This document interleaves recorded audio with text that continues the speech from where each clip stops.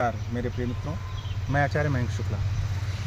अभी मैं नेपाल के नवलपरासी जिले के त्रिवेणी क्षेत्र में गजेंद्र मोक्ष स्थल जहाँ पर स्थित है, गंडकी नदी के किनारे एक सुरम्य उपवन में स्थित हूँ।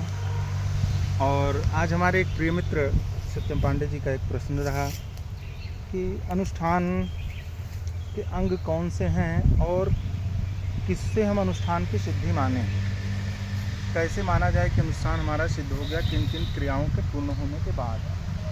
तो ये इसमें 5 प्रमुख क्रियाएं हैं। वैसे तो अनुष्ठान के 2 भाग हैं, सामान्य में 5 और विशेष में 10। तो सामान्य जो अनुष्ठान होते हैं, जो यज्ञादि सामान्य होते हैं, उसके 5 महत्वपूर्ण तथ्य हैं। पूजन तो निर्विघ्नता के लिए और आरोग्यता के लिए पूजन किया जाता है। उसके बाद जो अनुष्ठान के मूल भाग हैं, पहला भाग होता है पुरस्चरण का।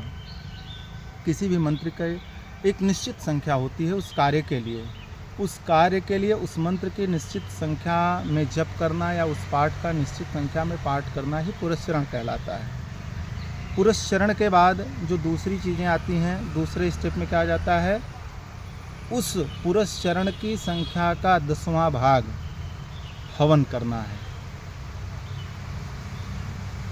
जितना हम पुरस्चरण करेंगे उसका दशांश हम हवन करेंगे, और हवन का दशांश तर्पण, उसी मंत्र के द्वारा या उसी पाठ के द्वारा तर्पण करेंगे हवन का दशांश।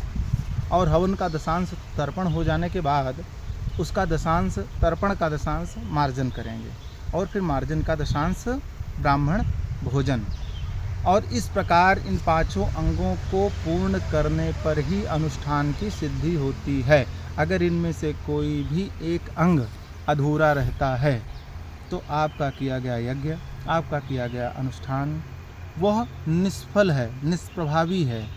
मात्र एक पूरी कल्पना है कि हमको इसका पूर्ण फल प्राप्त होगा। इसलिए जब भी यज्ञ करें, अनुष्ठान करें, इन 5 नियमों का विधि पूर्वक अनुपालन अवश्य करें, जिससे आपका अनुष्ठान, आपका यज्ञ आपका विकास करे, आपको समृद्धशाली बनाए, आपको ज्ञान, वैभव और शांति और जीवन का आपके पुनरुत्थान करे। इसलिए आप सबसे निवेदन है कि यज्ञ के इन 5 अंगों का, अनुष्ठान के इस 5 अंगों का जो सामान्य रूप से हैं, इसको अवश्य पूर्ण किया करें। इसी के साथ आप सबसे एक बार फिर से विदा लेते हैं। नमो नमः, नमस्कार।